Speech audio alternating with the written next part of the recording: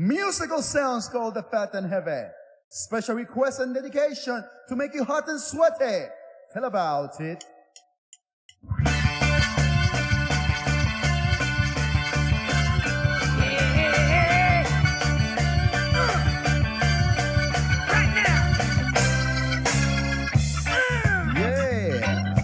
Neanderthal reggae.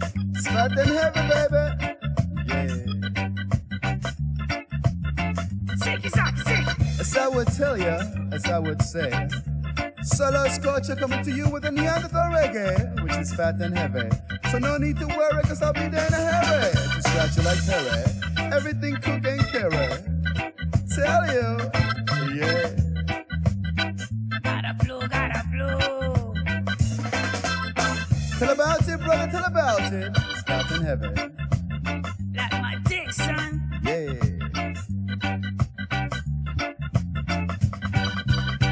No matter what the people say, Scorcher Sounds leads the way. Just like the boss DJ, King State. Like the Ethiopians, I hit you with my musical whip. Like the Lone Ranger, I'm wicked sick.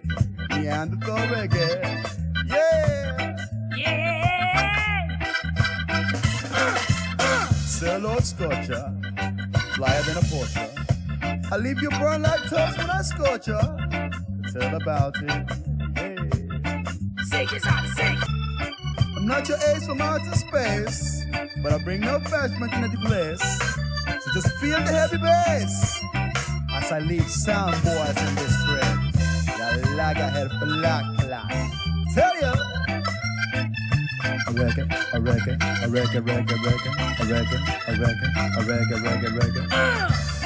But do I ride like lightning? Asked the man Big Youth. Nothing could be further from the truth. So put on your dancing boots, post my hats and 60 suits. Yeah, feel the rhythm.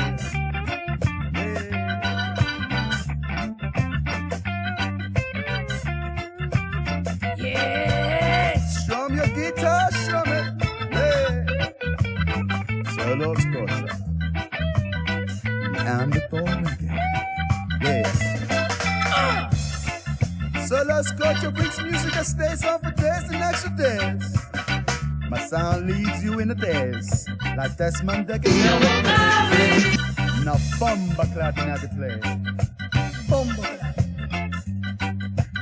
Hey, Baba Reba, give me your hook, line, and sinker. If you wanted my special 3-wood, I'd give it to you. I got your hot stuff like Roy. Starting in a few minutes, guys. Just getting zened. I'm getting zened right now. And I have to get Larry water. Everlasting fire. Suck on another little Puerto Rican punk tune here. This is Keith Paesel. A couple more minutes. We're loaded up.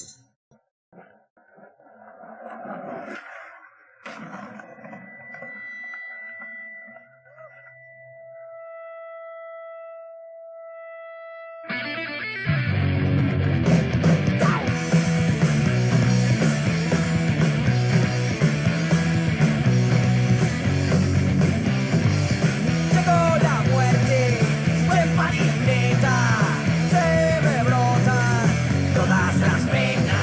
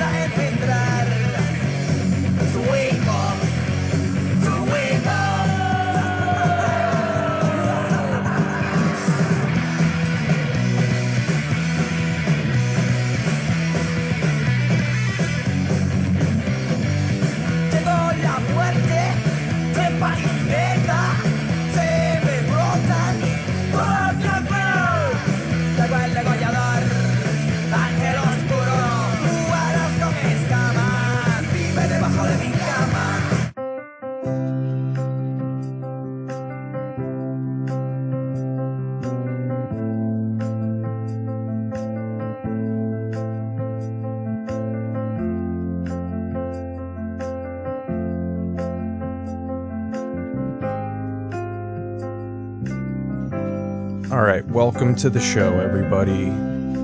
Slide in with this intro song. This is Keith Paesel.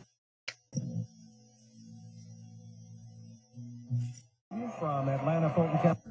We're storming the Capitol. It's a revolution. What color I see? Then you maintain the status. December 7th, 19. I'm gonna question a psychopath. I got named.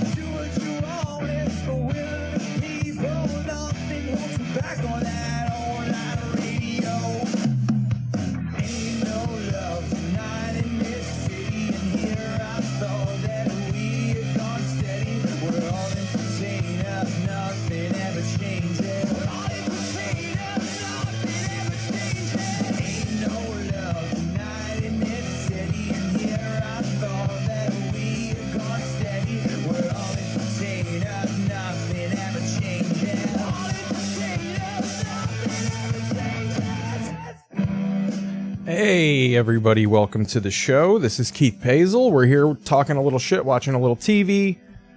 Got the little fade out to the World Series here of the old WS. Thank God it doesn't say that in the title or we'd be yanked already probably. That's my own mistake. If you're not a long-time listener of the show, what we do is we sit here, we watch TV, and we make fun of the world and ourselves. Let's go. We got I Am Lobster Man / James Bailey in the chat, the president of the motherfucking chat in the house. But yeah, let's get comfy. I got the kitchen light on. It has to be on. We got probably a stack of dirty dishes in full view. Although, let me look. I'm doing a pretty good job of hiding it. You really can't tell. My neck is perfectly placed. I have to do the podcast like this. Or else, no, I'm kidding. I need this to make jokes about. You're leveling my comedy with being sincerely destroyed. Larry's so sincere that sometimes she's like we watched this Barbarian horror movie, and I'm gonna play clips of it later. This movie's tremendous. So we were watching this movie, pull up the chat so I can interact with people. We were watching this movie, and it's about like a mongoloid human being that wants and like snatches people and keeps it in a cave, dug caves it's got quite large fingernails. So we'll get into the science with Neil deGrasse Tyson later on this podcast. No, that's not true at all. If I just start saying shit, we're going to have fucking, founder of WikiLeaks himself, Julian Assange, on the podcast later. 3-2 count, fucking tell. Let's go to the game here. I'm fucking yapping enough. We'll go back to the Barbarian sincerity later. 3-2 count, backyard. This is a backyard count. Top of the ninth, 3-2 count, 2 outs. And it's a foul ball. You don't anticipate the foul ball when you're doing it in the backyard. Let's go to the main shot 2 here. We're going to get you a full view of this at bat of our young man McCormick here. Look at the eyes of Houston. Everybody's probably reveling in this. Philadelphia's up 7-0. I kind of like the idea that although Houston have been caught cheating so many times, that they still kind of are just like, well, we're still good, so shut the fuck up. Like, we're not, they might be cheating a new way, but good on them for finding a new cool way to cheat. Everything came together right there. As a player, you got the strikeout, but that ump really ripped that fucking strikeout call. He just went, Stee! You got to think about what your fucking home run call would be, or you got what your strikeout call would be. Because some guys just go hands. They just go like, huh, and they don't really do anything. Some guys will just like throw one of these. I would fucking throw like a full pitcher's like strikeout. I would be like, Stick! Every time. That would be my umpire. Fucking let it rip, dude. Yeah, but fuck Houston. I don't know, though. Is Houston cool? Like, aside from the Astros, Larry, should we just fuck Houston? Like, do you not like Houston? Houston's dope. 2-1 Phils, baby. 2-1 cheesesteaks over whatever the fuck they eat in Houston. Fucking crawfish. Probably eat a lot of crayfish in Houston. It is right there on the Gulf. Where's my remote here? So we got that. So back to this Barbarian story as I channel surf. So we're watching Barbarian. It's a pretty terrifying movie. So the spoiler, and we'll watch it later, at the end of the movie, the main character, and this is one of my favorite things of horror movies lately. Put on Rick Steves' Art of Europe as I talk about this. Look at some fucking peen and tit. This is when you get to see the nudity, if it's art. So we're watching this movie, and they're doing the ending trope that I love that they're doing in horror movies, where it kind of just ends.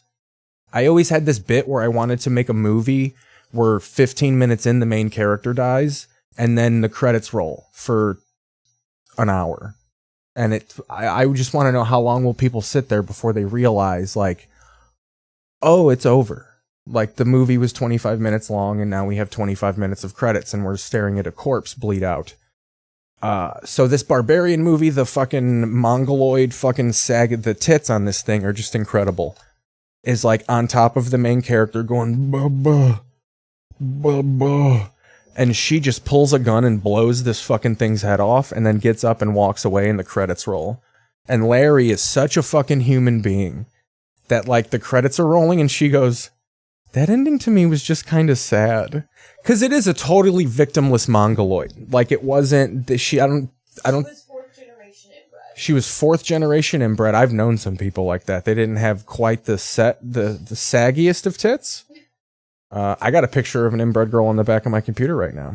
We photoshopped her name is Mama Januska.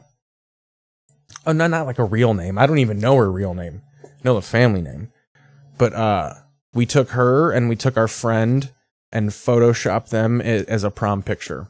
You know, and we distributed amongst, I sound like a fucking hammered person.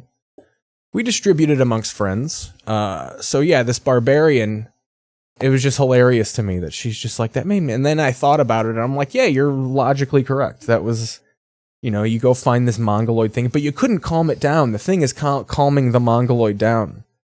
I'm going the of mice and men defense. This thing would have never coexisted in society. No amount of asset shifting or toppling of capitalism would have fixed, the teeth on this thing. It's amazing to me that the human body in these situations, because the mongoloid, what?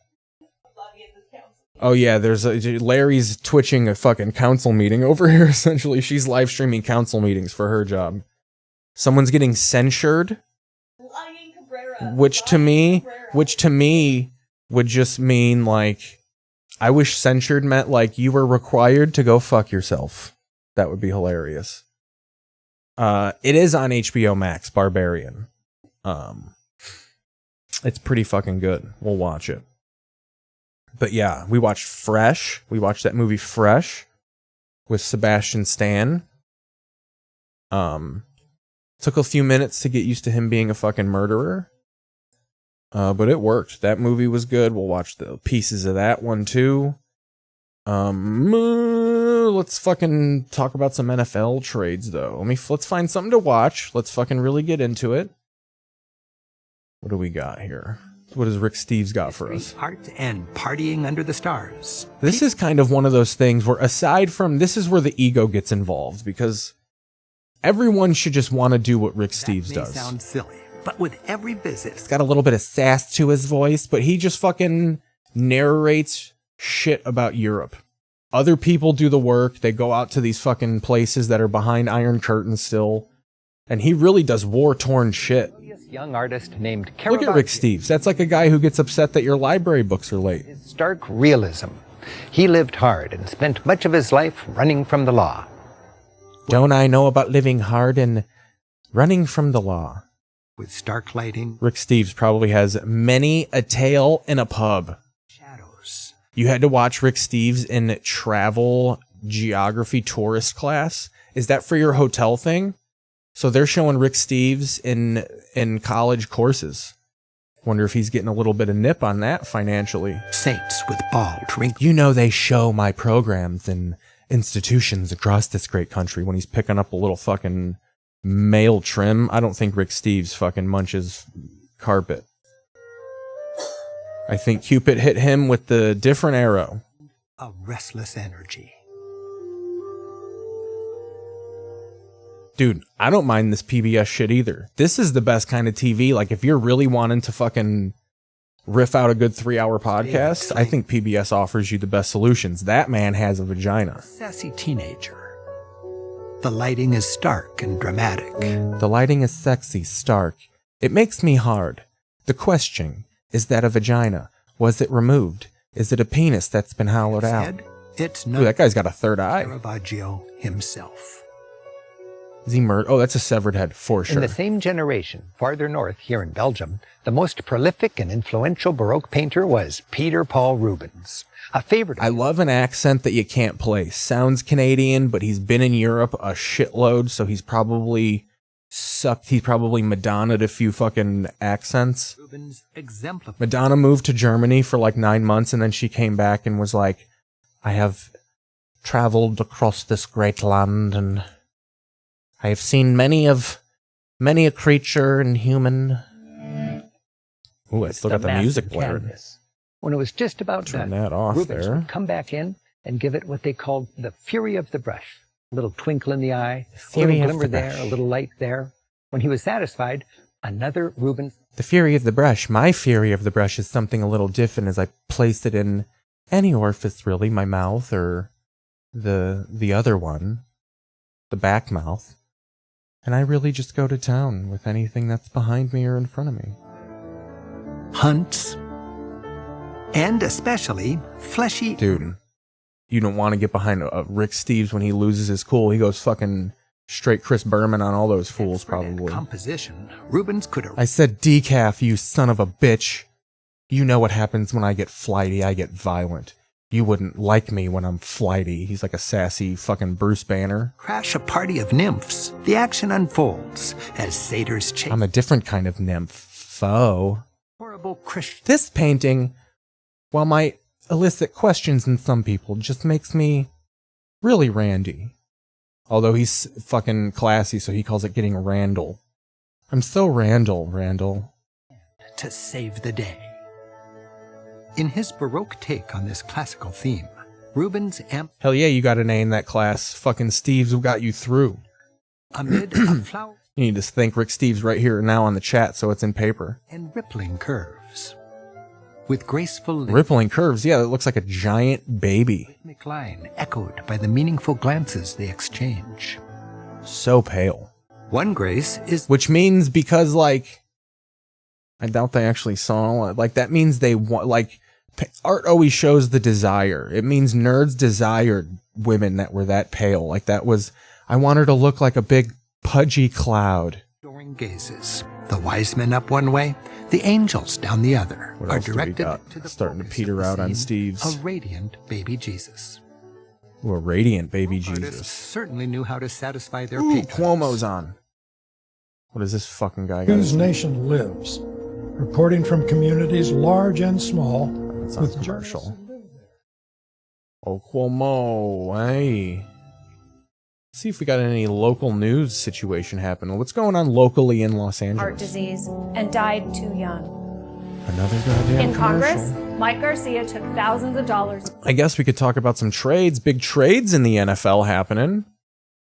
My Bears fucking hit it out of the park. I mean, there were some people stuck in the past in Chicago that were a little sore that we got rid of defensive pieces, and I understand it.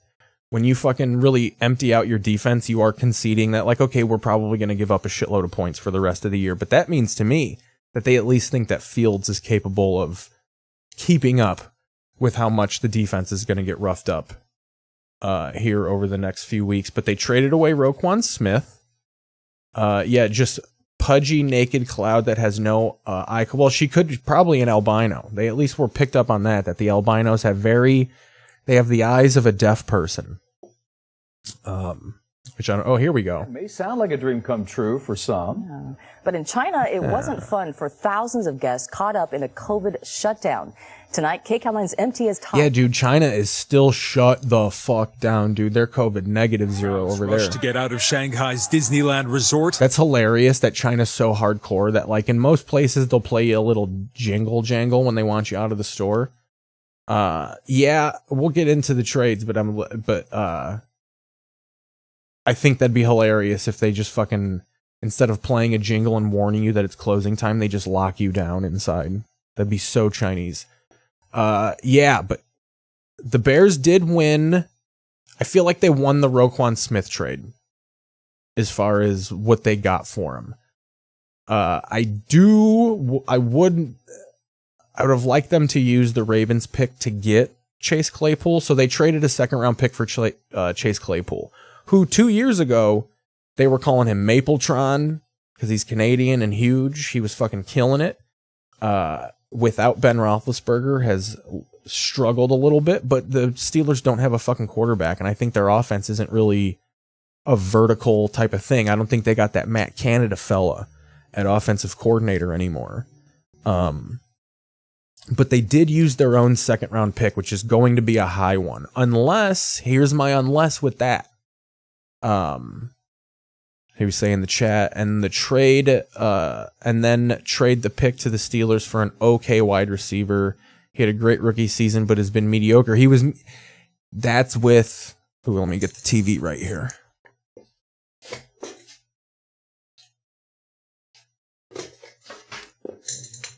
Here's the thing about him being mediocre. He was mediocre on the Steelers. It's the situation that he's going to be played in. Like, I feel like the Bears are playing a lot of analytics here where they're matching up player traits with playing style. So Chase Claypool is a straight fly route receiver. Good for going up in the air and grabbing 50-50 balls. And that's kind of Justin Fields' bread and butter. That's what he loves to do. He loves to roll out of the pocket and fucking launch that fucker downfield and just let him to go up. I think this also, and they reaffirmed this on the radio today in Chicago, this moves Mooney over into the slot, and that's always dangerous when you got a little small, fast guy in the slot. I think it's perfect for what the Bears do. I would have liked them to use their own pick, like I said, because if all things go right and the Bears do give up a shitload of points now that they've hollowed out their defense, that'll be a top 10 pick. Now, the thing of, I was going to say the big if, is if Fields can ball out and win you a few games, then, you know, it might be closer to that Baltimore pick anyway. And really, once you get into that late 2nd round, you're starting to flip coins in the air anyway. So I think right now it is kind of like that's a lot just to get a guy who's 6'4" and 240, but he's so fast. And I just think what he does, the Steelers stopped doing. I mean, his first 2 years, he had 800 yards receiving. Like, I know you want to get that thou, you want to get that 1G. But Ben Roethlisberger was at the end of his career. But the intangibles, I'm excited about it. And I'm just excited for the shift. You know, if it doesn't work out, it's fine. It's kind of like when Ryan Pace drafted Kevin White. Like, you kind of knew right away, like, all right, but we were kind of excited, like, okay, they're drafting a wide receiver. Like, it definitely shows a shift in the mindset of the Chicago Bears of, like, yeah, let's trade away some of our defensive pieces to either this year or next year, shore up some offense. I think this definitely means that they're all in on Justin Fields by them saying, like, let's get a guy that on paper should be balling, isn't really in a good situation where he's at right now, but we can put him in a good situation with our great quarterback, and we'll let it fucking rip. Falcons traded Calvin Ridley. Let's go over some of these trades here.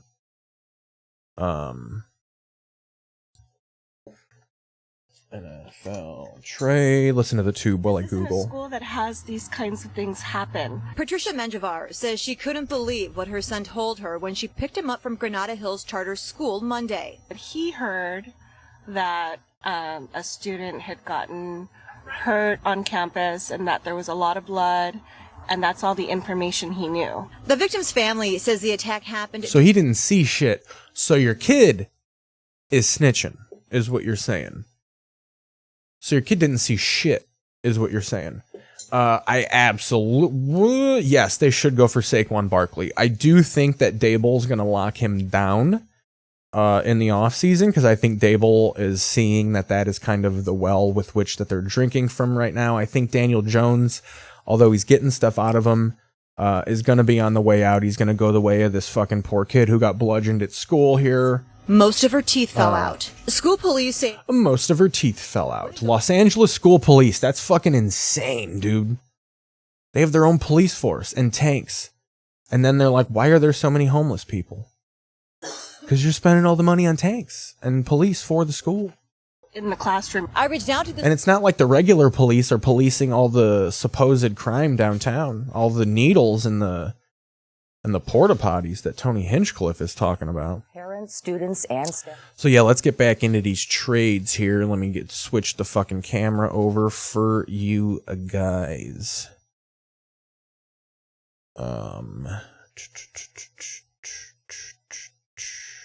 What if that was fucking me just the rest of the show? Just me going...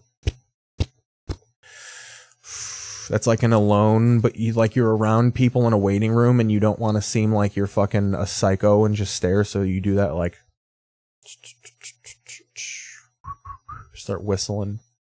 Work it into a full-on fucking sing-off. You guys start flash dancing. Victims not pay the ransom demands in ransomware attacks like the one ransomware experienced in September.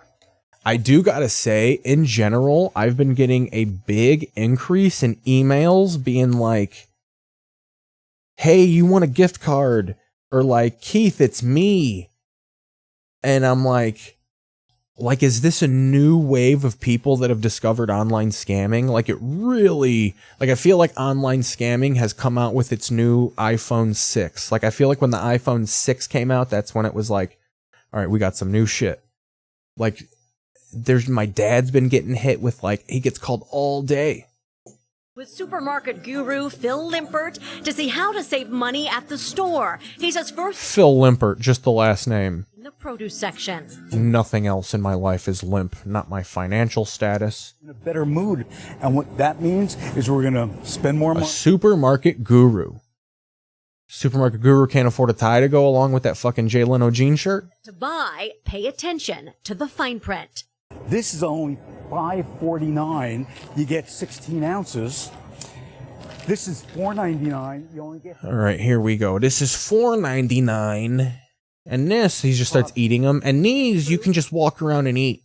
These paper towels. The Kroger brand has 98 two-ply sheets. I am making fun of it, but this kind of is what news should be, especially in the LA area. And this one we should... Tell people where the different dairy aisles are if you're in Ralph's, for Christ's sakes. I mean, you go into a Ralph's in Los Angeles and find the milk. I dare you. I dare you to find the milk in a fucking Ralph's. And then you're thinking, oh, I'll just go over to get some cheese. It should be next door. The cheese is next to the Modelo fucking castle that they build. The castle of Modelo and Corona. That's where the cheese is. The cheese is with the creams. And then you think, oh, I'm getting milk. Let me just reach over and grab some coffee creamer. Nope, that's with the fucking juices or some shit. Like, it's a mess in Ralph's. I need to get Ralph on the fucking horn immediately. The price per ounce is cheaper in the medium-sized box. What is this, Canada? Price per ounce? Labels. Last time I talked about price per ounce, it was in Canada when I was buying a bag of jelly beans like it was cocaine. Correct. We're saving money. It was grams. Yeah, it was grams. I was trying to figure it out. And then they told me how much it was going to be, and I was like, oh, thank God. Like, it's this per gram. And I was like, oh, well, I have $20. And they're like, oh, it'll be $4. I'm like, oh, fucking thank Christ. And great, it's on sale. $9.99 for Atlantic salmon. You think this guy just walks around to the customers and annoys them? Yes. And I get pink salmon. Yes. Guess what? How do you become a supermarket guru? Like, what blog do you have? It's my own mic. He probably told CBS, like, you don't even have to bring equipment. I have my own equipment. Less. And when it comes to cheese, you need to walk around. He smelled funny. Kind of like a laundry basket on its way to the laundromat. This boar's head Swiss cheese. We found it being... Fuck a boar's head. Fuck a boar's head. They're up in Vons, bitch. That's when you know you're in a Vons, when you got that boar's head. They're selling... Ralph's has boar's head? Vons has something different then. Ralph's has boar's head. You just have to go to like the counter where they actually cut it. Yeah, and really get into it with the fucking... Those deli people just fucking really talk to you. They really they tell you about the kids. Yeah, Ralph's is the grocery store out here. Ralph's is our... It's Yeah, it's Kroger. It's like our Jewel. It's a good time. All fish. All fish all the time. For a good pop culture thing. So if you guys have ever seen the Little Rascals movie, where they're running through... That movie takes place in straight up downtown LA. It's kind of one of the coolest things about the movie. Now, those are city kids, dude. You got a He-Man Woman Haters Club. Fucking building a clubhouse in LA. That's incredible. Where their fucking clubhouse is legitimately, I think, like where... Yeah, it looks over Dentown, yeah. But they run through a Ralph's where they're fucking... All the grocery store people are dodging them. That's fucking Ralph's. It's a good time. Have a great day. Good fucking, good fried chicken at Ralph's. But all grocery store fried chicken is just the shit. Fuck your Kentucky Fried. Well, you'd know too, because I feel like you got to like Texas is a big supermarket. Like HEB has like fresh. They make fucking tortillas inside of the HEB. They have little Mexican ladies making tortillas. They really do. HEB. They make sushi. Ooh, we got some lottery here. Wasn't them playing the fucking that sex music for the lottery? Trying to juice you up, get you and your wife greased up to buy a lottery ticket. It's $1.2 billion or something like that.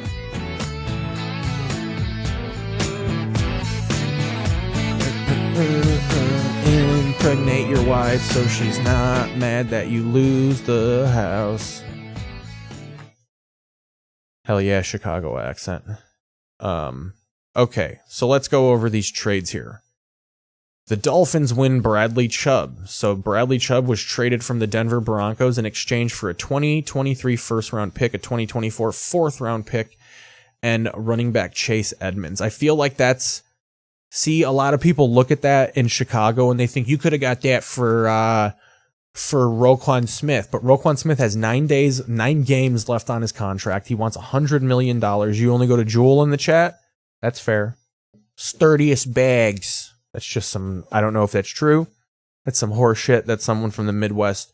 I know a guy who works in a factory. They put saline in the bags. So, but you weren't going to toss Roquan Smith for what they got for Bradley Chubb. Don't be a fucking delusional ass. And then the Bears used one of the second round picks that they got from the Ravens for Roquan Smith to pick up Chase Claypool, which my favorite thing, and we're going to go to that. That's going to be the focus of this, is the Bears getting Chase Claypool made Packers fans fucking furious. And I was here for every goddamn second of it because I put up with so much bullshit. Anytime the Bears make a dumb move, which they do, I'm not saying they don't. They've done it. I'm logging in. I'm logging into Twitter. Not letting you see my password. Thank God it's dotted out. Fiscal welfare of our entire state. Vote no on Prop 30. No more with the CBS. What do you guys think about Prop 30 in the chat? Wouldn't that be great if fucking Bailey just started lining off a shit about Prop 30? Like, look at this. FanDuel Sportsbook. This is before the deadline hit because the Bears had traded for Chase Claypool and everybody was putting fucking Green Bay on the clock. Aaron Rodgers was on the Pat McAfee show when the Chase Claypool trade broke. And I don't know if he ever goes to breaking news during the Aaron Rodgers interview. Maybe he does, maybe he doesn't. I don't ever really watch the full interview. Sometimes Rodgers is on there for the full length of a fucking podcast, which they should release, by the way. You should release an Aaron Rodgers show Pat McAfee presents the Aaron Rodgers show, and it's just the Tuesday interview. I would like points on that for when it's successful. But yeah, once Claypool went to the Bears, everybody was just like, all right, Green Bay. But like I said, I don't know if he didn't bring up the Claypool trade because it was Aaron Rodgers on there. And I don't know if it'd be funny if Aaron Rodgers just fucking got furious on camera. These motherfuckers just started shaving the other side of his head like Britney Spears.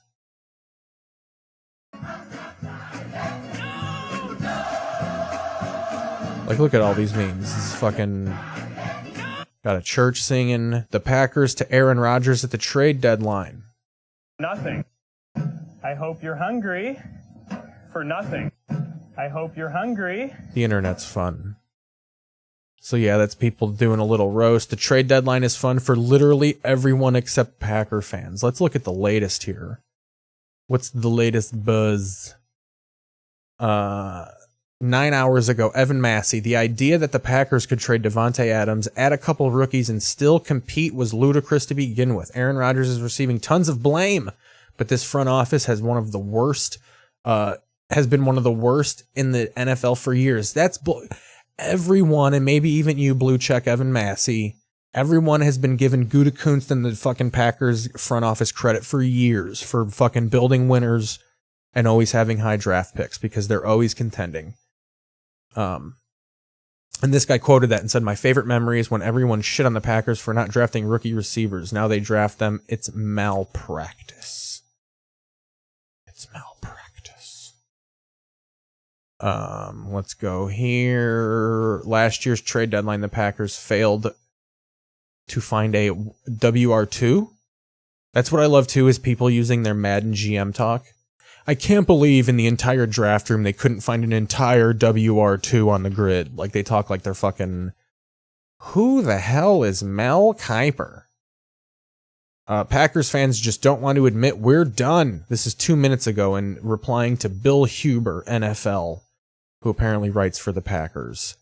What's that? What's the connection to that tweet? Let's go to the original tweet. So Bill Huber tweeted an hour ago, the Packers had a chance to help their team today. Oh yeah, so that's what's good about the Claypool trade too, is the Bears swooped in on the Packers. Oh yeah, and the Rams didn't trade Akers. Bailey, a Rams fan in the chat, is glad. So I heard that David Montgomery was going to get swung to the Rams for a 5th round pick in Cam Akers. I would have been happy with that too, because Cam Akers is a little explosive back, good at catching passes. David Montgomery, I just don't think fits what the Bears do. So I don't think I think they should have traded him. I don't think they're going to sign him. Maybe they do. Maybe he learns how to not cause himself CTE and run around. Look at those eyes. Look at those sad, depressed fucking eyes. And I really do think Aaron Rodgers has developed a bit of the Bell's palsy. Got a little bit of a droopy face side on the left side of the face.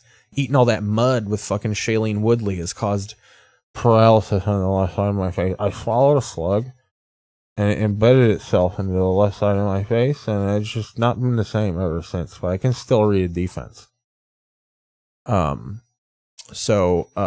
they did not, whether you agree or disagree, today's decision was emblematic of their way of doing business. With that, Aaron Rodgers' fate as a one-time Super Bowl champion might have been sealed. I think he'll go off and fucking swindle. Oh, so you fucking you want him gone. That's fine. We would have taken him. I just more want to get something for David Montgomery. And then so this guy replies to that, and this guy wrote an article for SI suggesting that the Packers Super Bowl window is closed and that Rodgers on the way out. That's probably true. He'll be off. Who would need a quarterback? The Broncos were that team. Maybe the the Bucks will go after Rodgers after Brady hangs up them boots. Maybe the Texans. Although, I don't know.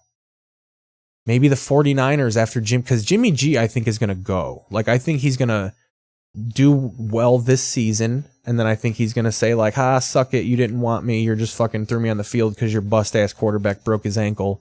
And then I think he'll leave, and Aaron Rodgers will get picked up by the 49ers. So Dylan Clark, Packers fans just don't want to admit we're done. Me included. BC, it sucks. Today was the nail in the coffin. The dagger. Front office knew we didn't have it this year, and Rodgers is prob done this year. So why make... That's when you know this guy had so much more to say, when he's starting to eliminate words into single letters. When you're historically a draft and develop team, rebuild starts. Sad emoji. And then he went on, we're going to have to get used to being mediocre for a while. Yeah, at least it'll be mediocre. You might have to get used to having a couple of shitty seasons. See, that's the entitlement of these Packer fans. Mediocre for a while. No, you guys are going to be dog shit, dude. Once Rodgers goes, you're fucking done. I'm just trying to encourage my bro, a super duper Packers fan who insists they'll lose to the Lions next week. I hope that happens. So yeah, Packers fans are absolutely losing their fucking minds on Twitter. And I'm here for all of it. It's a very unique time of the year. Floor is kept busy in the kitchen I'm gonna channel with surf hungry a little bit customers here. lined up and ready for lunch. The increased business Get to the 100s, the meat of what's on television. Ooh, a little basketball while we talk about stuff. Let's watch a little B-ball while we talk about a little F-ball. Prop 1. So yeah, the Jets got James Robinson, but that's not deadline shit. Oh yeah, Hawkinson to the Vikings. That's good for Crow. And apparently they wanted to draft TJ Hawkinson. Yeah, the Bills handled the fucking pack. Although they kind of let him get back into it. There was a lot of people were saying the Packers got a moral victory in that loss. Because I think they were down like 27 to like 3, and then they got it to 10 points. That's when you know Rodgers is chipping off a little bit, because I remember as early as 2018, if you had a 30-point lead on the Packers, it was usually because you knocked Aaron Rodgers out of the game, and then he comes back in the third quarter and rolls off fucking 37 unanswered points. Like, the guy did have some sort of unvaccinated magic that he was working with. On the fast break, finding Devin Booker. Ooh, they really did make it to where he's rapping. Down a 3. Sounds like he's rapping his analysis. With Forrest already in the third quarter. 9 for the game. The Suns always had the best fucking court in basketball. That fucking sun blowing out in center court. They got a goddamn gorilla that does fucking flips at halftime. It's a good time. It's a good ass time. Yeah, so that's that. That's NFL a trade deadline stuff. I guess we can let's see what Colin had to say about it. Colin's finally getting on my Bears. Colin's starting to be kind of like we like him on this show. He does pivot like a motherfucker, but he does kind of own it. It's just like a subtle pivot. Let's go to this channel here. The illegal Colin channels pull better clips than his fucking regular channel. So here we go. Boom. Ooh, see? That's how you know how much of a nerd I am. I've watched this clip like 4 times today. Because I enjoy hearing people talk positively about the Bears. I've had, my whole life has been nothing but people just talking straight ass about the Chicago Bears. And I take it like a champ. A lot of it is very funny. I join into it. It's not like you got a bunch of people, delusional ass people living in the Chicagoland area that don't know that the Bears are terrible and don't do offense.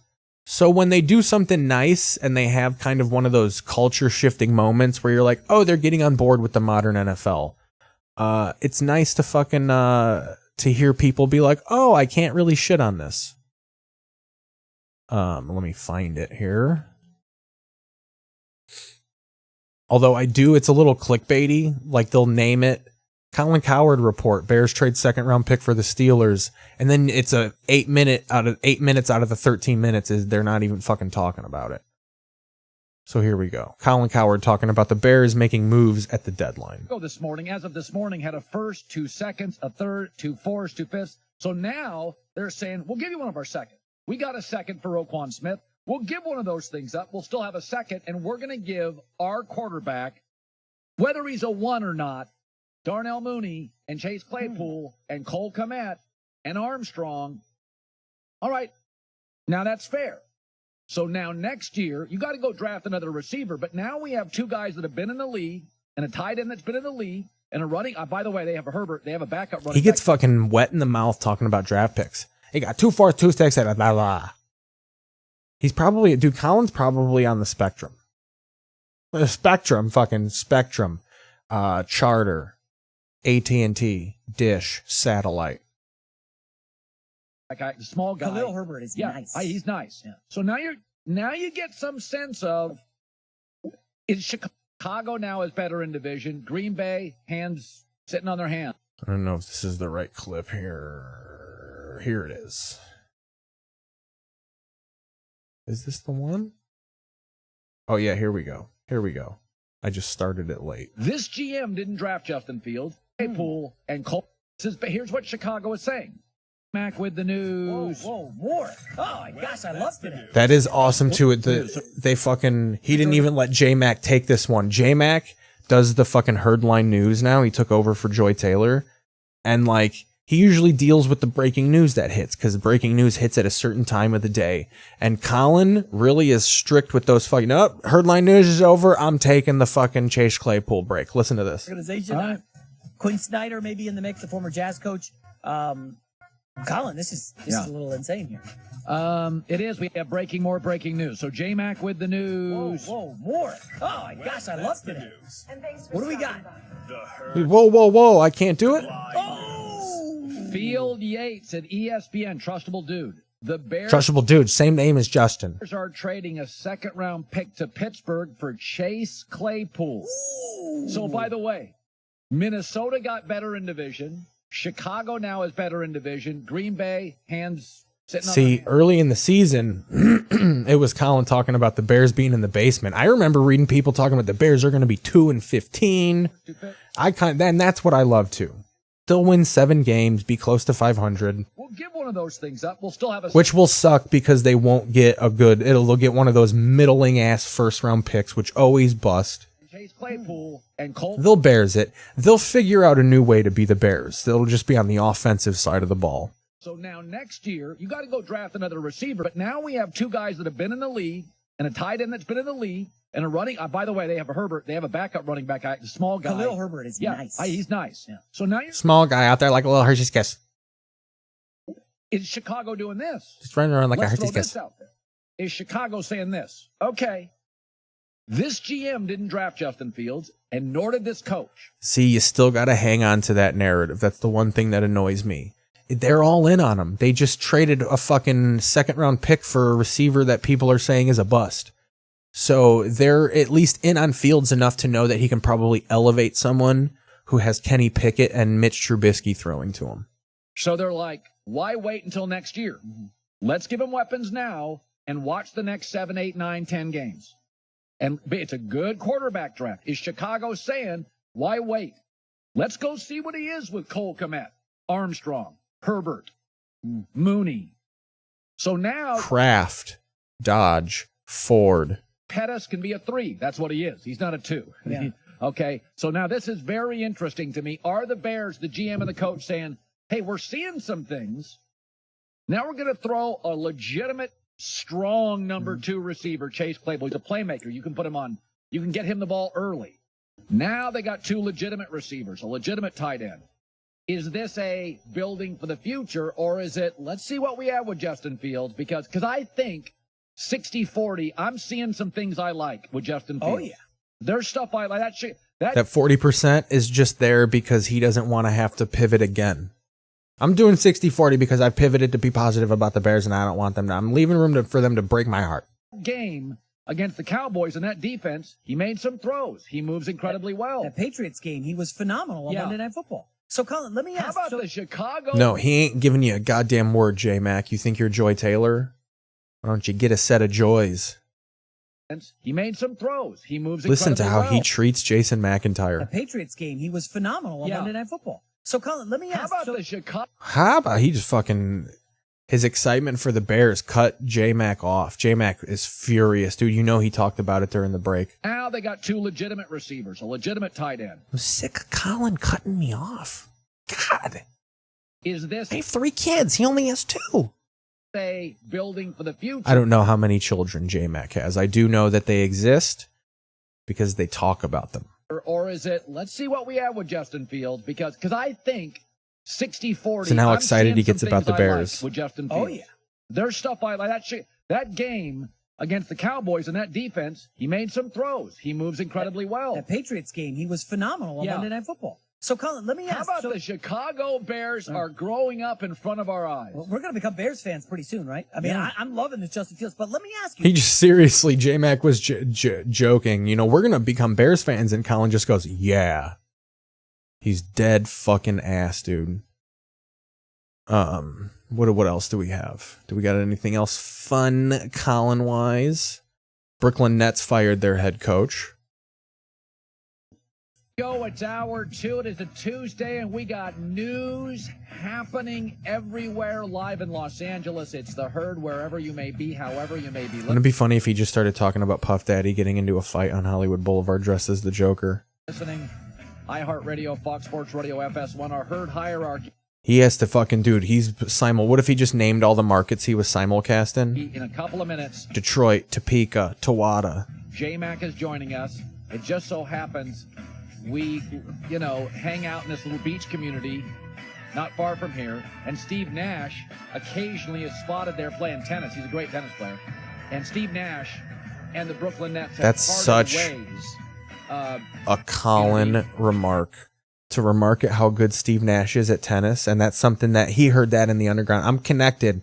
Steve Nash is real good at tennis. I've played Steve Nash in tennis. Got an ace, and that was it. Not far from here, and Steve Nash occasionally is spotted there playing tennis. He's a great tennis player. And Steve Nash... Yeah, they're all... I know fucking open mic comics that are great at tennis. It's not, it's very athletic. You got to run back and forth. Fixing the camera.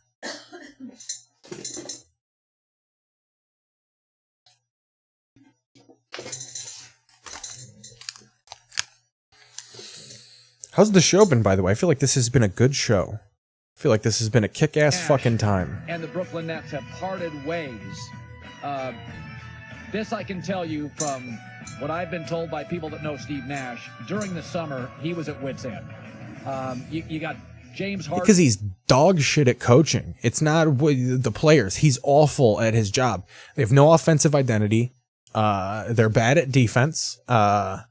These are all things that I've heard others analyze. I have no original sports thoughts. Maybe a few when I get into a fucking good fugue state, but he was a terrible head coach. It has nothing to do with him being at wit's end with fucking COVID deniers. I mean, that can't be fun. Steve Nash is a nice Canadian who likes soccer. I feel like he had a hard time talking about free speech with Kyrie Irving all the time. Harden quit on the team. Kyrie wouldn't get a vaccine. Kevin Durant is great. But go ask Steve Kerr. Steve Kerr was walking on eggshells with Kevin Durant. And I love Kevin Durant. But Kevin is prickly and difficult. And Steve Kevin Kerr Durant with him. And definitely can't walk on eggshells. He's 6'10". and said, me or Nash, choose one. Although he's got very thin, very skinny appendages. Denial, but it was true. I'm actually happy for Steve Nash. Congratulations to Steve Nash for no longer coaching the NBA's biggest tire fire. You've got egos, overpaid players. This is just now. Tire fire. My favorite part about this fucking Nets thing is they're trying to hire Ime Udoka. Ooh, we get to take a fucking peek into the Herd hierarchy. We love the Herd hierarchy. It's his top 10 NFL teams, and it is never correct. It's always his fucking favorites. It's his fucking popularity list. It's like when they used to hang up a list in the bathroom at the elementary school who had like the cutest smile. They'd break it down. There'd be several lists, and you want to be on one of them. That's the Herd hierarchy. The Titanic, Colin. The Titanic is the Brooklyn Nets going down, and Nash got off. The story about how Kyrie Irving kept Steve Nash waiting in the rain. Ooh, we get to see the transitions. Colin's got the fucking corniest radio transitions. We'll get it. It's awful. Nash, big win for him today. Yeah, I've heard. I wonder if he says, like, give me the hokiest fucking... Every week at this time, our top 10 NFL teams It's not easy doing this. There's some surprise No, teams. it's Here we easy go. to say who the fucking to find the 10 best teams and then reorder them. Time is now. Let's go. The top 10 NFL teams according to Colin. Number 10. Cincinnati. Listen, the Chiefs lost to the Colts. It's okay on the road to have a bad game. 3 of their 4 losses have come I on. don't know, man. See, this is him just throwing it in because of Joe Burrow. He loves Joe, but that looks like they fucking deleted the color out of that on purpose. Those fucking black and white Bengal jerseys, it makes me feel like there's something wrong with my eyes, that like I can't see color. But listen, Cleveland owns them, and it's just one of those things where Myles Garrett right now, the Bengals don't have the personnel to block him. J-Mac and I both thought Cleveland would give him trouble last night. They did, but don't. J-Mac's like, I didn't say anything. Don't drag me into your fucking opinions. Every year where you just. Though I do think him and J-Mac do talk because they reference text to each other all the time. I don't think Joy and Colin texted with each other. You try and text Joy Taylor while she's fucking schwitzing, I dare ya. He's throwing the Seahawks at number 9 because he's got this fucking hard on. We got to find this clip. I got to find this in my fucking library because this is worth it. History. Fuck. I gotta find it. He has been cheesing so fucking hard over Shane Waldron, the offensive coordinator for the Seahawks. Shane Waldron's going to get an offensive job. He's going to get a job. Belichick. I might just have to fucking Google it. Colin Cowherd. Shane Waldron. Which, Bailey, that's a Rams guy. He was the Rams quarterback coach. Here we fucking go.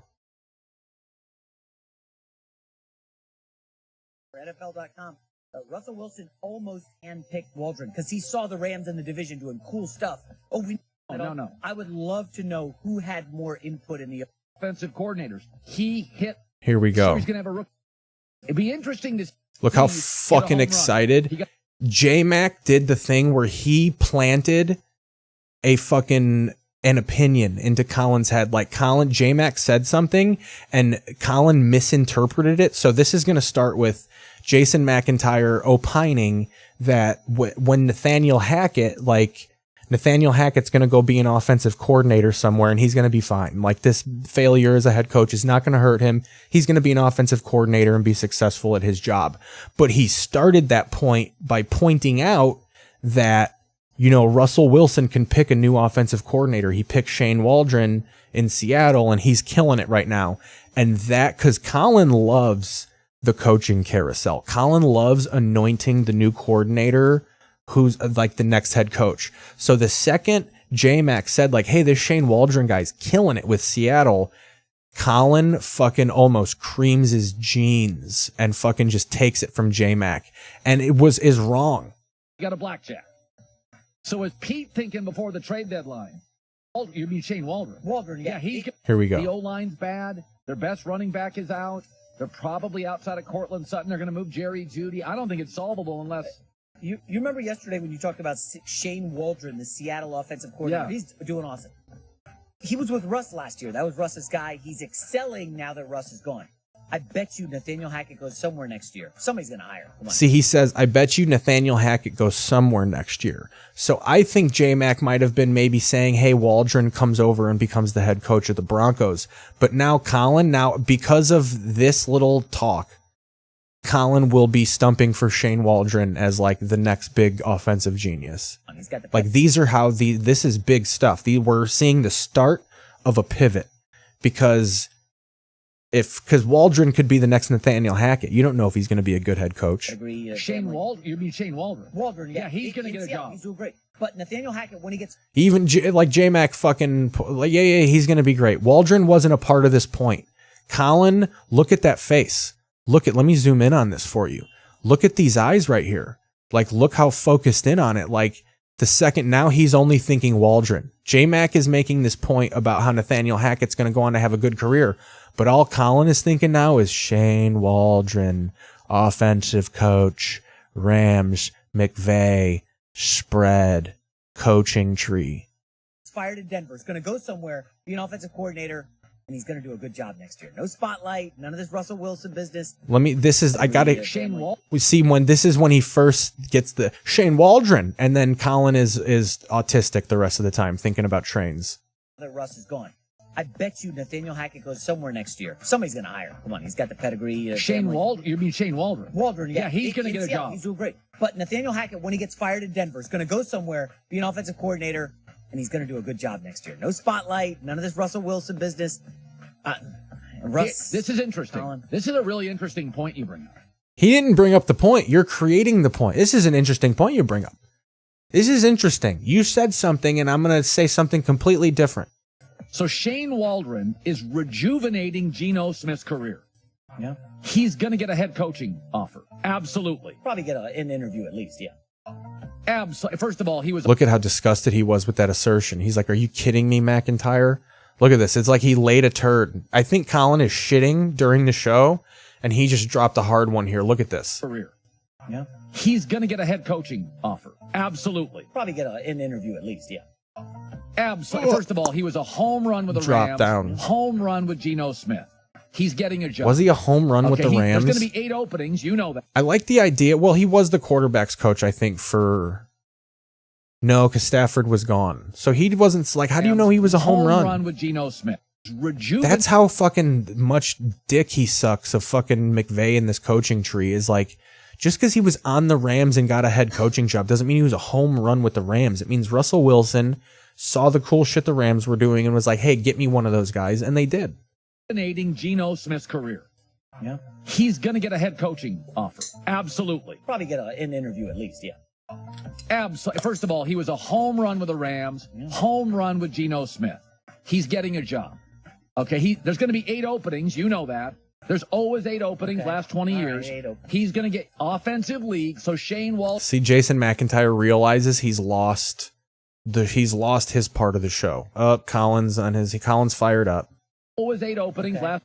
Like, look at that. We got to really take a look at this sadness. Run with Geno Smith.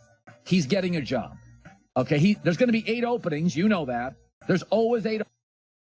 Look at that. That's when he realizes, like, he's not going to let me talk back as much as Joy did. Openings last 20 years. He's going to get offensive league, so Shane Waldron's going to get it. It's interesting for Seattle. Shane Waldron's going to get it because you're going to force it, Colin. You're going to get these GMs all gassed up on Shane Waldron. Pete Carroll's too smart not to know that. Pete probably, who shuffled through a lot of OC. See, like, look at Colin has thought about this opinion for legitimately 10 seconds, and look how deep it is already. It really is impressive with how deep he gets into a hole. Seattle. Pete Carroll's too smart not to know that. Pete probably, who... Not to know what? He doesn't know that his coach is going to become a fucking coordinator, a head coach. No, like, Colin just assumes that everyone knows, like, oh, my coordinator's doing good. People are going to interview him. You could deny the interview. Shuffled through a lot of OCs, hit a home run. He got a blackjack. So is Pete thinking before the trade deadline, we may want to... Seattle's got 2 first-round picks, 2 second-round picks, 2 fourth-round picks. It'd be interesting to see if Seattle would give up a pick or 2 to get a real playmaker for their defense. Pete... make a run to the playoffs? Pete knows. How many times he says Pete right there? Their defense. Pete... make a run to the playoffs? Pete knows. That's a drop. Pete. It was like someone named Pete was tickling his feet, and he was trying to get him to stop without saying, hey, Pete's tickling my feet. Next year, he's going to have a rookie quarterback and no Shane Waldron. So Pete's had a mixed bag of offensive coordinators. He hit the lotto.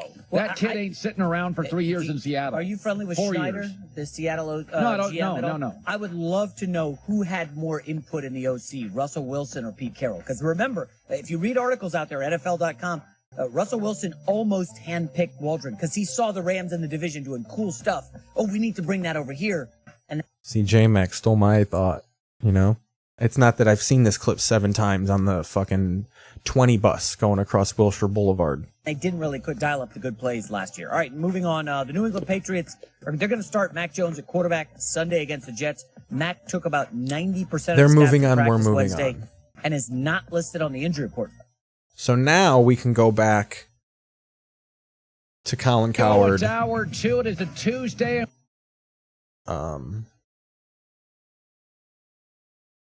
Now we go back to the herd hierarchy.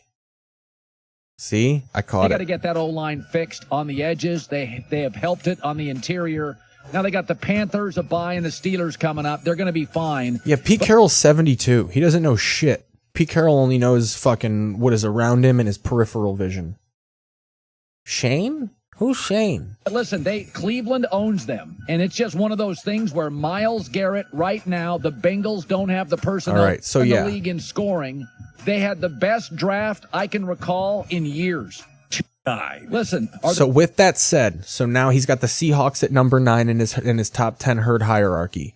Let's see if he adds Shane Waldron to this mix. the Seahawks a good story or a good team? I don't know, but they're number 4 in the league in scoring. They had the best draft I can recall in years. 2 tackles, star running back, star corner, star pass rusher, or semi-star. Yeah, J-Mac has the perfect voice to be reading a radio promo. They have 14 sacks over the last 3 weeks. They lead the NFL. Their defense... For anyone watching on YouTube, if it sounds like I'm just talking to no one, I'm reading the chat. There is a chat. It's presided by James Bailey. I'm a lobster man. So yeah, he's saying J-Mac's voice is 95 radio. Absolutely. And 7 games with multiple takeaways. They hit it out of the park. Pete Carroll's always done very well with young players who buy into his relentless energy. See, this is the thing about that. Everyone's harping on this point that Pete Carroll's amazing with young players. Why weren't you harping on that ability to work with young players when you were talking about how the Seahawks were going to be dog shit because they only had young players? Like, it's so funny how... You know, it's just funny how these things change. But you're doing 24-hour sports news. I get it. You can't do the same opinion every day. You know, it's not like Rush Limbaugh made a career of that or anything. They're now scoring Shane Waldron, a great OC, higher Seahawks at 9. Number 8. You know, I love the Ravens. They drive me nuts, but they have the easiest remaining schedule, the number 2 rushing offense in the league, the highest rushing average. They can control go shut the that clock. window. And Be by right the way, back. Lamar Jackson wins 75% of his games. And yes, he can win it in the fourth quarter too, like he did last week. He's had back-to-back games without a turnover. There are so many things I like about this franchise. Starts with Harbaugh and Lamar Jackson. They're always going to be in my top 10 unless they literally go off a cliff. Still have Baltimore at 8. Number 7. Right now, the Dolphins are good. Now, I do think post-Thanksgiving, cold, windy weather, it'll be a different-looking offense, but they're 5-0 this year when Tua starts. They are terrific on third down. Do you know the only... I'm surprised he doesn't suck Mike McDaniel's dick enough. Like, Mike McDaniel really is, like... Mike McDaniel is who he wants Shane Waldron to be. He's the fucking offensive guru, comes from his boyfriend Kyle Shanahan's tree. Made the most. I mean, the Dolphins were utter dog shit over the last couple years, and fucking he's got them 5-3 tuned up. That is schematics, but he deserves credit. They're 5-0 when he starts. Miami at 7. Number 6. But I'd probably take Dallas to beat him. The only loss this year for this team is game 1. Did you know that Colin does this whole show in pre-production meetings before? Like, the whole show. He goes over every segment and pretty much does the show with his interns. Can you imagine that? Having to get... He goes on at 9 a.m. Pacific time. And it's a 3-hour show. So that means you got to start at 6 a.m. and he fucking does his whole fucking show for you. Do I have questions about Mike McCarthy and crisis? Absolutely. He does love the Ravens. Well, because he loves fucking... John Harbaugh was who he wants all the defensive coaches to be. Because John Harbaugh was a special teams coordinator and became a head coach. And became successful. So, like, he fucking sucks on shit like that. He loves the Vikings, dude. Touchdowns, the Eagles are the... I don't think the Rams are in his herd hierarchy, but the Rams are pretty fucking bad. But it wouldn't shock me if he would sneak the Rams in at 10 at some point. If, you know, Sean McVay starts returning my DMs again. I slid, and he's not responding. A great tight end to Dalvin Cook. Thielen, Justin Jefferson. By the way, Zadarius Smith they got from the Packers is crushing it. They got a lot of the elements. Vikings. They got a lot of the elements. He says that about neighborhoods here in L.A. This has a lot of the elements. That's why I live in Manhattan Beach. Lost to Buffalo. It was a buzzsaw. But Jimmy Garoppolo, hate to break it to you, 4th straight game with multiple touchdown passes. See, I mean, this is just based on roster because right now, man, at 4-4, the fucking Niners are not a top 10 team. They have a top 10 roster, but it's not even fully healthy yet. Healthy player back, 8 straight. They do got that. They're on the bye, so they probably will health up a little bit. McCaffrey did make them a little better. Coming back. A little better. Listen to me sounding all fucking hard to please. McCaffrey was a home run. Number 3. Buffalo Bills. I know they won and everybody loved it. Does anybody bail on their running game faster than Buffalo? They're getting too cocky, too much chatter. You don't have any wins. I mean, it's got to be Dal. I mean, I don't know how he doesn't have Dallas in the... I mean, Philadelphia is number 1. Who's his fucking number 2? The Chiefs? It's got to be the Chiefs and the Eagles. Sometimes you got to take the ball out of your best player's hands to protect him from himself. Now, they do have the number 1 offense and the best yardage differential. But Josh Allen's accounted for 21 of their 23 offensive touchdowns this year. Stop bailing on your run game. Bills at 3. Number 2. Chiefs were idle, so I'll put them at 2. What do you want me to say? They're 19-3 off a bye with Andy Reid, so you know they're winning this week. Best third down offense. Why I put them at 2? They're susceptible on the back end of their defense. They've allowed the most passing touchdowns in the defense doesn't matter, Colin. The flaw shouldn't matter to you. The league. Some of that is because they lead late. Some of it is because they gave up a really good corner to fucking Travis Kelce, and they're probably rapping a nice little ditty. Travis Kelce is a white rapper. Because they gave up I don't know that for sure, to the Niners. But he definitely seems like the kind of guy that rips off a fucking freestyle if he gets a little too loaded. Number 1. Listen, Philadelphia played and won by a route. They are no longer... It took him a while to get on the Philadelphia Eagles bandwagon. Boy, when you give a young quarterback a star receiver, Josh Allen gets Stephon Diggs, pops. Jalen Hurts gets A.J. Brown, pops. Tua gets Tyreek Hill, pops. Fields gets Chase Claypool will be in that saying over the next couple years. If Fields becomes what I think he's going to. It's just like when the Bears got Chase Claypool. All right, Nick Wright is sitting there. Probably not. Colin's going to talk about this day for years. And I know what you're saying. Well, Buffalo beat Kansas City. So yeah, that was the herd hierarchy. I think I'm going to take a break and smoke a little bit of a Bolski. We do have a dying battery. So I think we're going to pull up a little bit of Puerto Rican punk rock. And we will see you in about 10 minutes here. Celebrating each other. Keith Paesel's podcast. Order slices and steaks and a 20-ounce Mountain Dew at Little Caesars and get 2 pizzas in 1. Dual double XP for Call of Duty Modern Warfare 2. That's a 2-tastic 2-nomenon. Unlock dual double XP with a Call of Duty combo or Mountain Dew at Little Caesars. Pizza, pizza.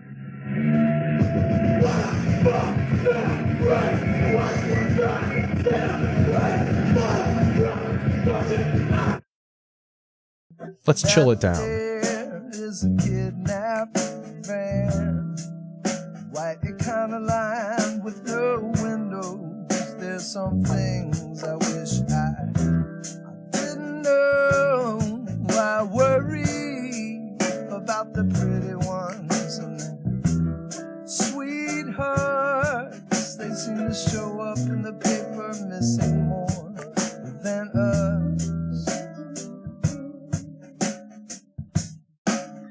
Don't think it, that you're just a fragile sack of blood. Yeah, you are, but it makes it difficult to buy groceries when you're hiding. I worry about the burnouts and their wet red eyes. They seem to show up in the paper shot by cops more than us.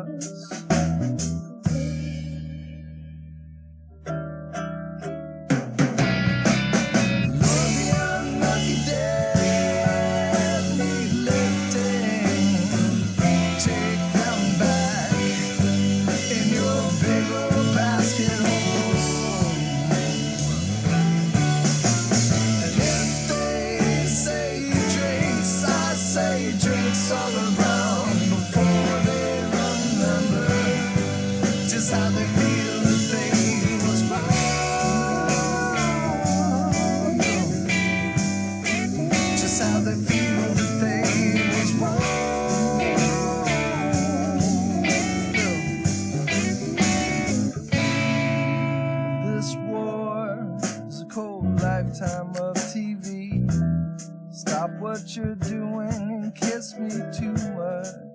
Right here where I rest my twitches. I worry about the ghetto kids and their Kevlar. They seem to show up in the paper under a flag much too much.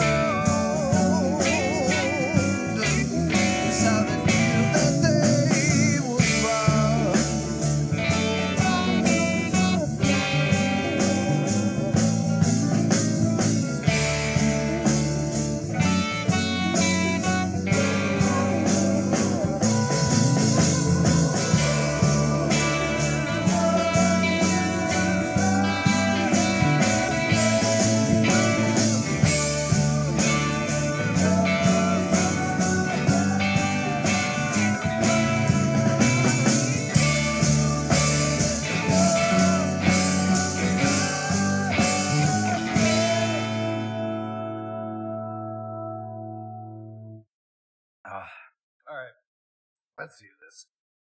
Oh no.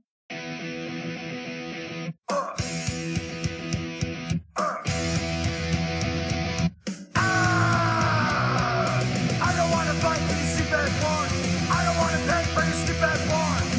Not gonna fight, and I won't pay. I'm not gonna pay for your stupid war. I'm not gonna fight in your stupid war. Not gonna fight, and I won't pay. I just want to know, why is it that you think this way? You answer with fists, and later on with napalm spray. And I just want to know, is it your ego, or is it something more? No one in the Middle East asks for a desert encore. They don't want to fight in a stupid war. They don't want to fight in a stupid war. You're sending them to a useless grave. They don't want to fight in a stupid war. They don't want to fight in this fucking war. You're sending them to a useless grave. I just want to know, why is it that you think this way? You answer with little fists and later on with napalm spray. And I just want to know, is it your tiny little hands or something more? No one in the Middle East asks for that fucking desert encore. We don't want to fight in your stupid war. We don't want to fight in your stupid war. We don't want to fight in this fucking war. Oh, fuck. God fucking Christ. Oh, God. Yeah.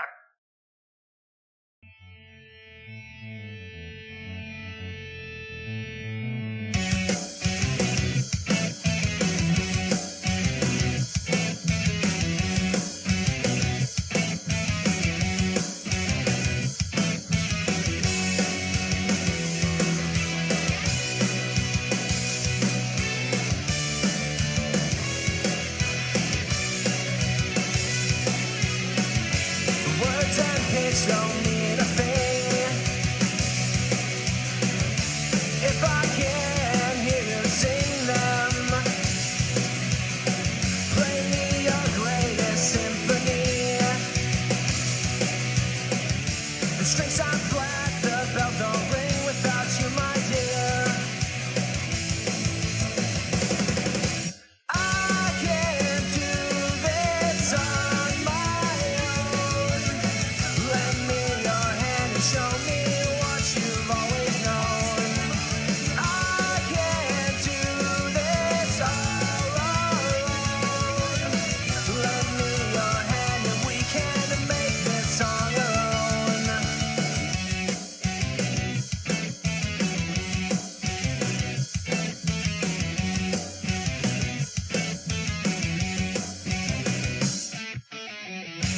less than a song to make me miss you. This empty resonance, so lonely. Bring me back your perfect harmony. It takes your voice to make the chorus sing. Come back to me. I can't do this on my own. Lend me your hand and show me what you've always known. I can't do this all alone. Lend me your hand and we can make this song our own.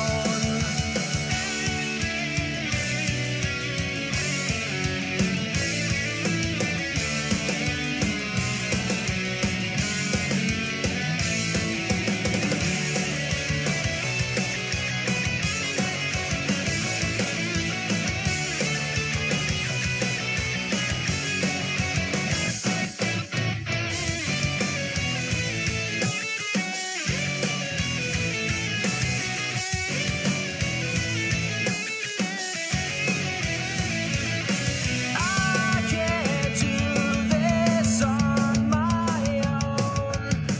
Lend me your hand and show me what you've always known.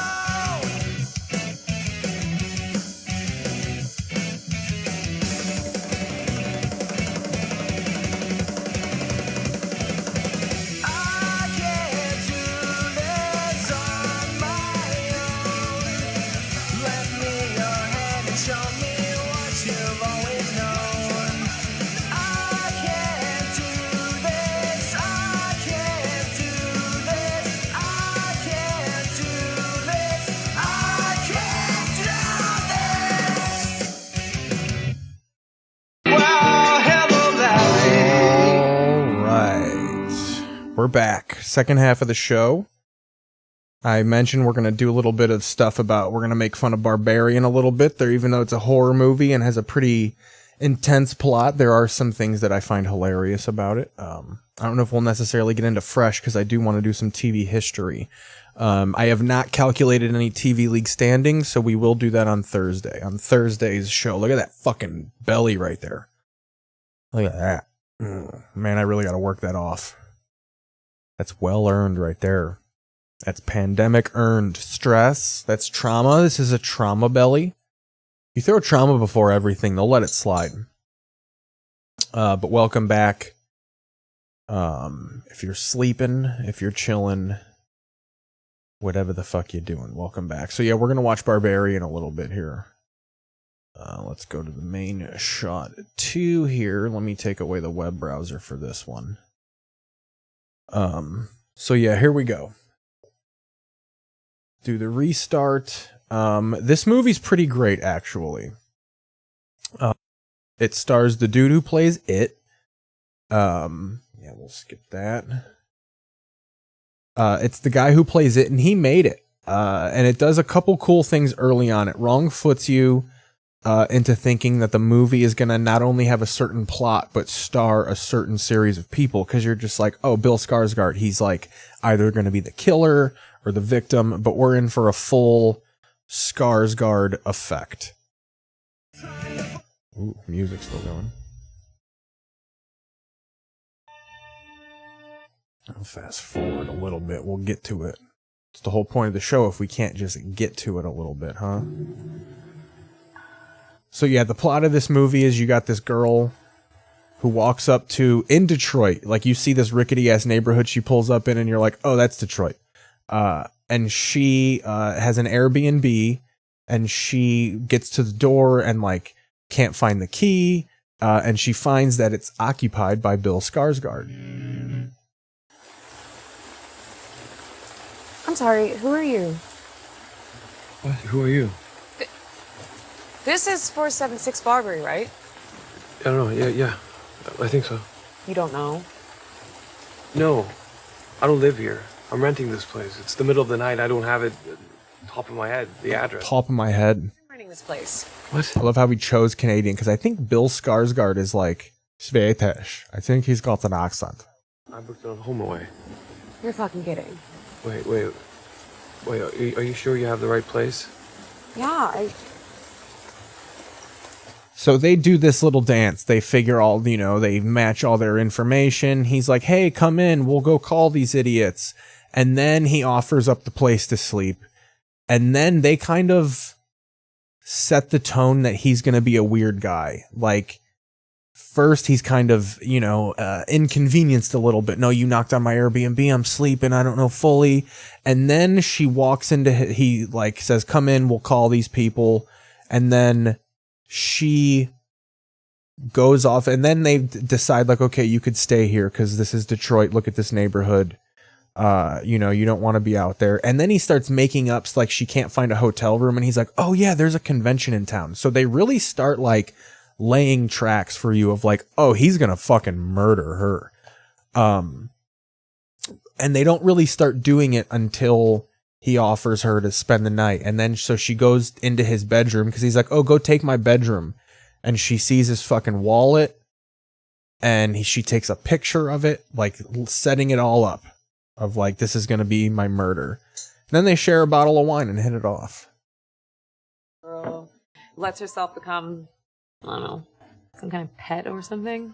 Oh my god, it's so cliche and it's so boring, and I can't believe it's. And then they do have those kind of some of those like feminist tropes because it was made by women where, they talk about how like if she was in the Airbnb and he knocked on the door, she wouldn't let him in because he's a man. He's a big, scary, tall man. And I'd be like, you do look like the guy who played Pennywise, which is also why I wouldn't let you in. But I do want to get to where she sleeps because that's when shit pops off.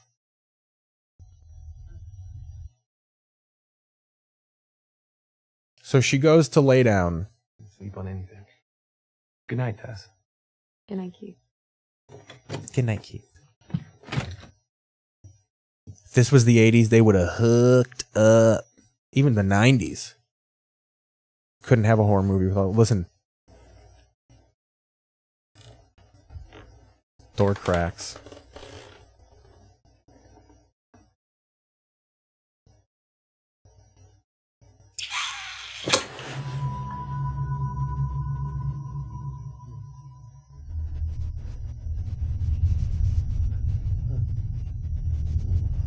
So yeah, someone opened her door and made a noise, and then she goes outside and sees that old Bill Skarsgård is having a fucking very vivid dream. He's freaking out. And then she wakes him up.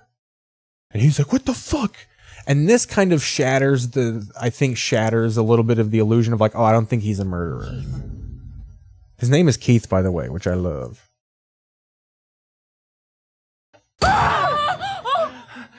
Fuck! I'm so sorry. What are you doing? My door was open, and I didn't open it, and I didn't know if you were up and you were like making noises. And I was making noise? I'm so sorry. I'm gonna let you go to sleep. You scared the shit out of me. Did you open my door? No!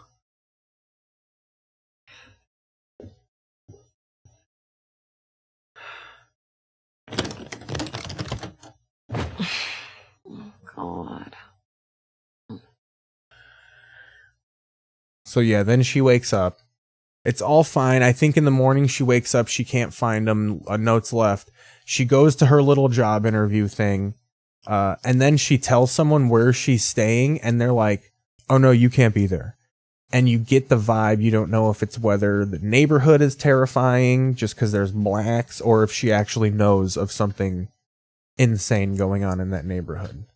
So then she goes back to the fucking place. And this fucking Detroit homeless dude starts chasing her. Hey, little girl! Hey, little girl! And as me and Larry were watching it, she's like, this old man knows something. And boy, does he. Come out that house! Go away! Come out that house! So he's trying to save her. She's packing up because she just gets the creeps of how that lady like, oh no, so she's now that's insane. The black guy scared the black girl. Can you just send someone, please?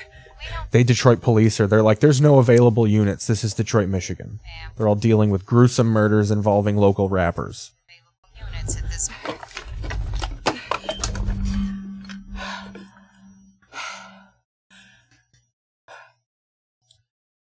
So yeah, that's that part. So now she finally goes downstairs. And this is where this whole movie starts to build. She finds a fucking door. A sub door in the basement. She then opens that door. They do a couple long shots. She walks in and she finds this for sure murder room. We'll wait till she gets to the murder room here. She finds this room, mattress, sopping in stains. Very fucking season 1 of True Detective-ish. Camera setup, bucket, clearly had fecal matter. And I've fucking hung out with my dad and some of his friends in rooms like this. So she's like, oh shit. We got a sub room. She runs to Bill Skarsgård. This completely eliminates him from the murder. He was off doing whatever Bill Skarsgård does in Detroit. Room, and it was like, so then he goes down, and that's when all this shit pops off.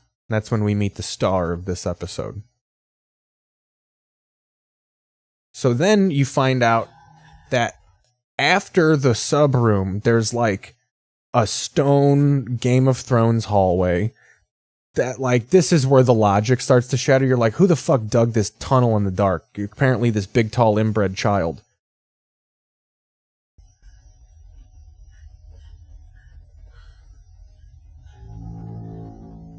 So yeah, old Billy is gonna pop up here soon. Let's go to him crawling.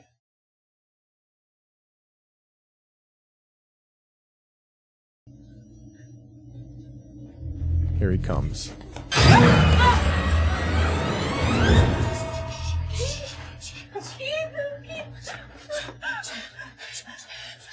did you come down here?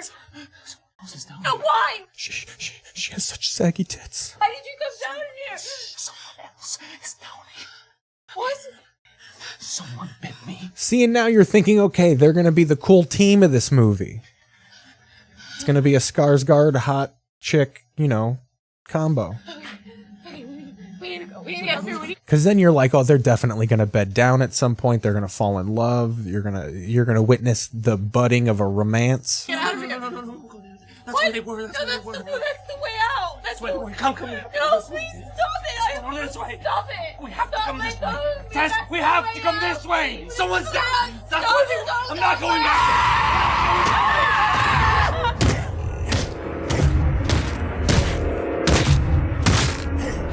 Look at Bill Skarsgård just getting bashed. Look at those fucking cans, dude. So yeah, that's the fucking movie. So the movie is about this fucking mongoloid who was raised by Jackie Earle Haley, who I think it is. And so then we cut to Justin Long. Justin Long's character comes in 40 minutes in. He is an actor who gets accused of rape and gets canceled from Hollywood and has to go to Detroit to like liquidate his assets. And you find out that one of his assets was this house. And he goes into the house. And we'll fast forward to when he falls into the hole. So he does the whole rigmarole, finds the sub-rape room.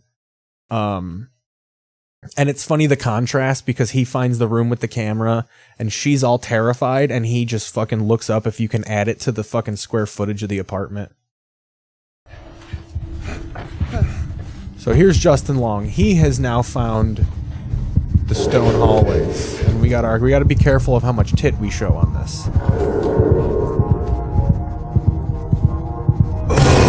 Yeah, look at that. I go back one frame. So at some point he falls. Oh yeah.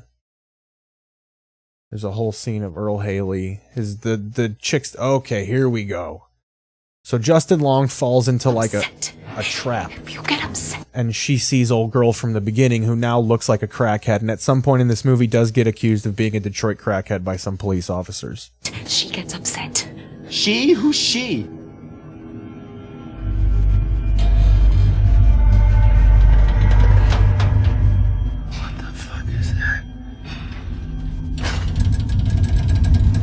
just the hairiest bottle getting lowered. Look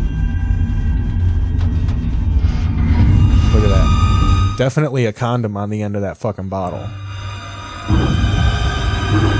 It's ribbed for his pleasure, though. Ooh, look at it just pulsating. So gross. She wants them to just... So she wants babies.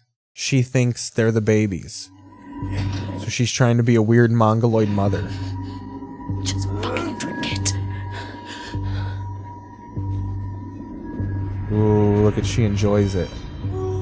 You love mommy's milk, huh? Look at that. Look, you see the suction in the condom to really illustrate that she's slurping that down. Now, what kind of milk is that? I can't imagine she can lactate, so it's probably just some warm skim. Drink it. Get up. Don't you see?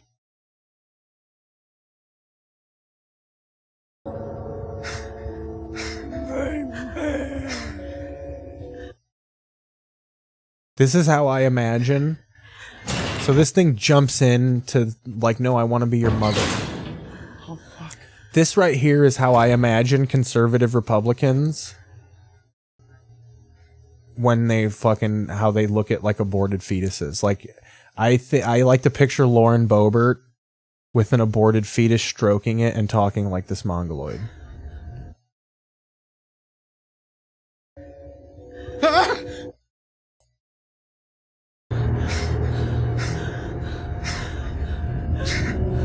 I mean, Boebert does have a little set of cans similar.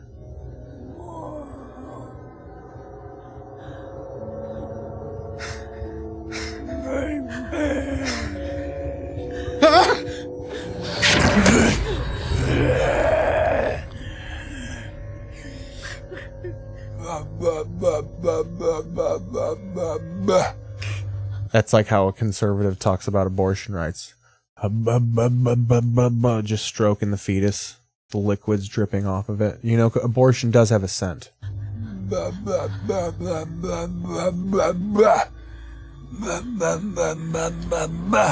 See, so as much sympathy as you can have for this poor thing, you know, you gotta blow its head off at the end of the day, and she does, and yeah, it's pretty sad. So that's that. We'll go to the cable box here, and then we'll go through a little TV history and close this bitch out strong. What do you say? Hey.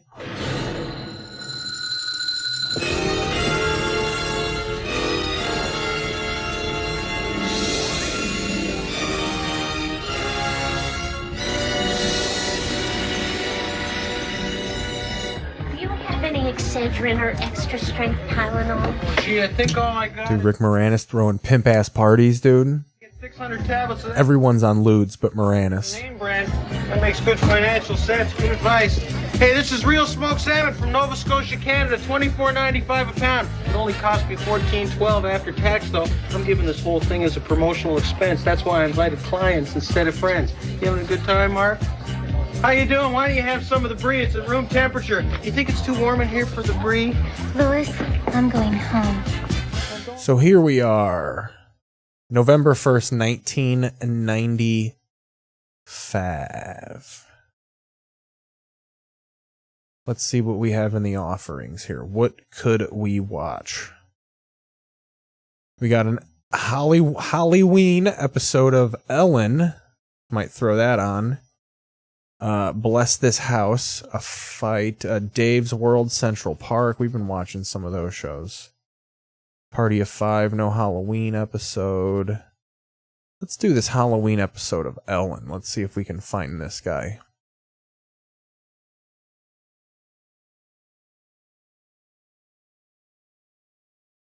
Hell yeah, here we go.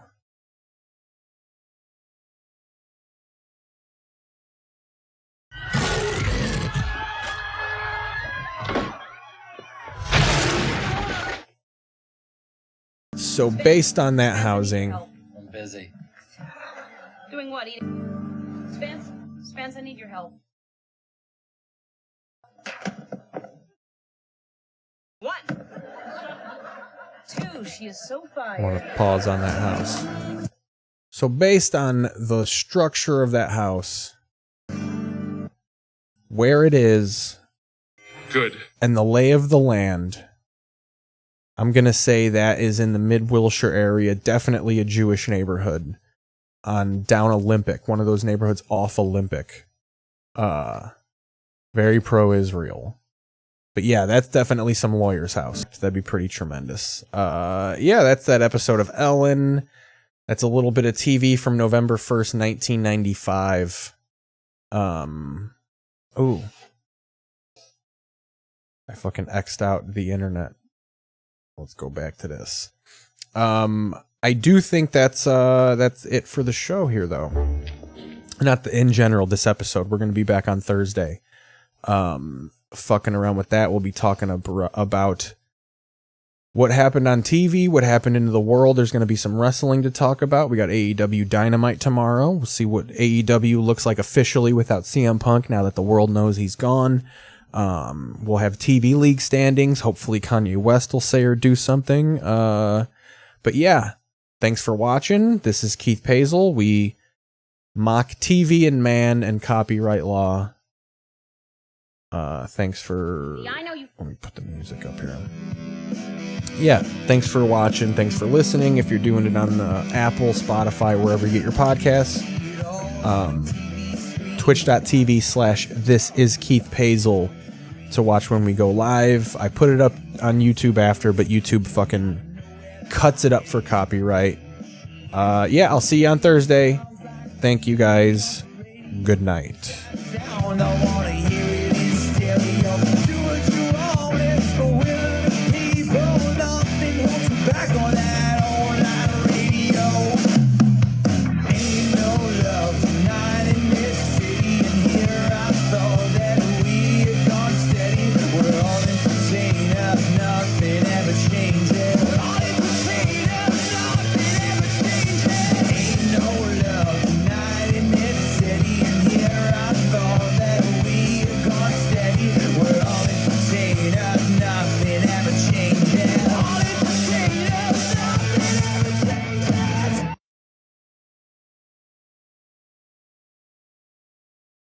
Now, how can we announce we're off the air when we are off the air?